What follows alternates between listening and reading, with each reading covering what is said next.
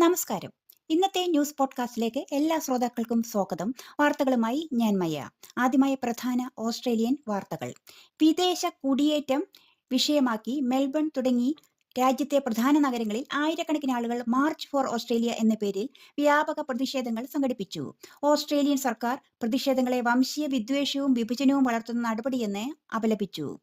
Send dum home, this is Australia തുടങ്ങിയ മുദ്രാവാക്യങ്ങളും പതാകകളും ഉയർത്തുകയും കൂടാതെ റെഫ്യൂജി ആക്ഷൻ കോയിലേഷൻ സംഘടിപ്പിച്ച കൗണ്ടർ പ്രതിഷേധവും നടന്നു.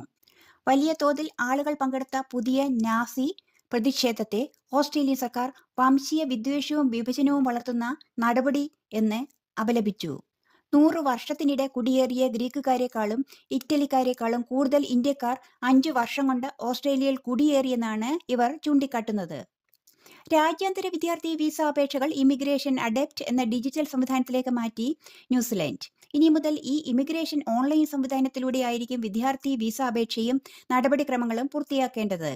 പേപ്പർ അധിഷ്ഠിത സംവിധാനത്തിൽ നിന്നും മാറി വേഗത്തിൽ കാര്യങ്ങൾ തീരുമാനമാക്കുവാനും കൂടുതൽ കാര്യക്ഷമവും സുതാര്യവുമായ ആപ്ലിക്കേഷൻ അനുഭവം നൽകുവാനും ലക്ഷ്യമിട്ടതാണ് ഈ ഇമിഗ്രേഷൻ ഓൺലൈൻ സംവിധാനം.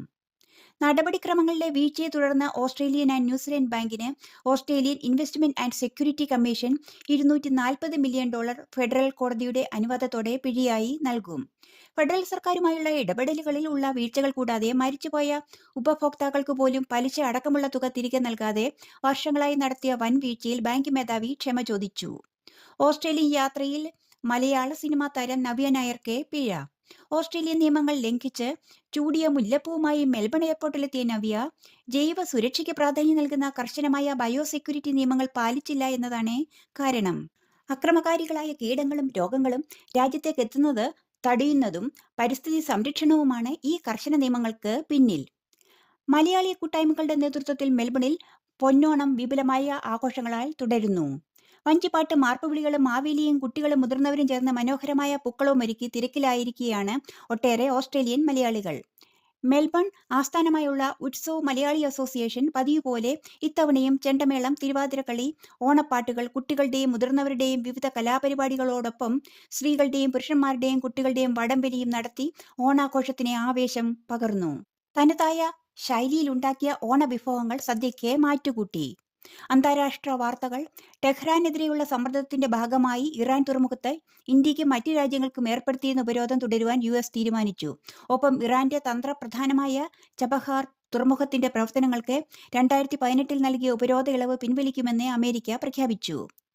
ഗാസ നഗരത്തിൽ നിന്നും സാധാരണക്കാരെ ഒഴിപ്പിക്കുവാനും ആയിരക്കണക്കിന് ഹമാസ് പോരാളികളെ നേരിടുവാനുമുള്ള ശ്രമങ്ങൾ ഇസ്രയേൽ സൈന്യം ശക്തമാക്കിയതോടെ പാലസ്തീനികൾക്ക് തെക്കൻ ഗാസയിലേക്ക് പോകുവാനായി അധിക പാത തുറന്നു.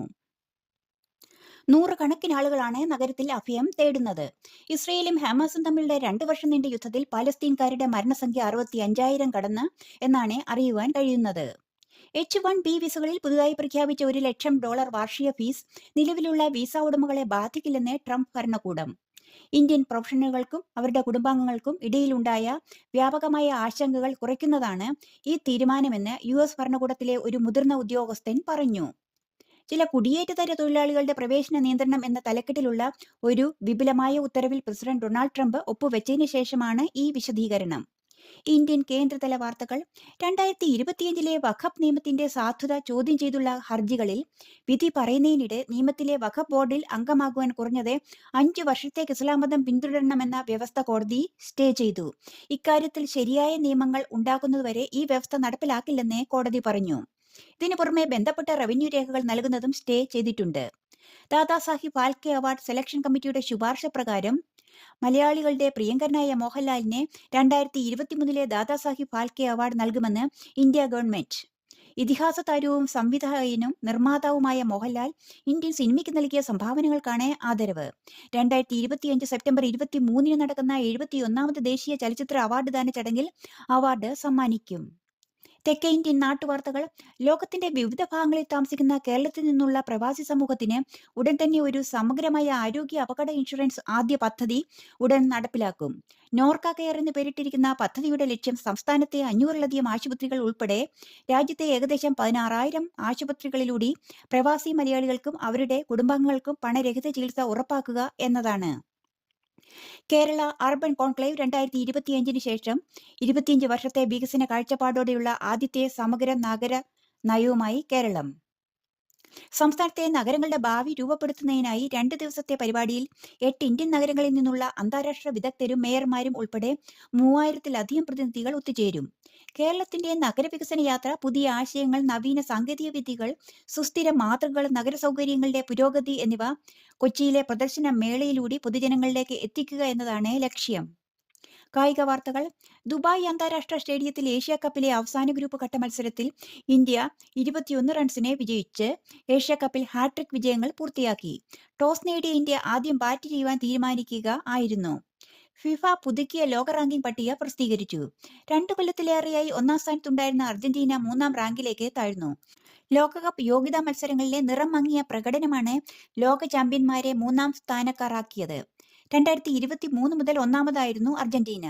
ലോകകപ്പ്, കോപ്പ അമേരിക്ക തുടങ്ങിയ വമ്പൻ കിരീടങ്ങളെല്ലാം നാട്ടിലെത്തിച്ച ടീമിന്റെ തിളക്കം പക്ഷേ ഇക്കൊല്ലത്തെ ലോകകപ്പ് യോഗ്യതാ മത്സരങ്ങളിൽ മങ്ങിയിരുന്നു.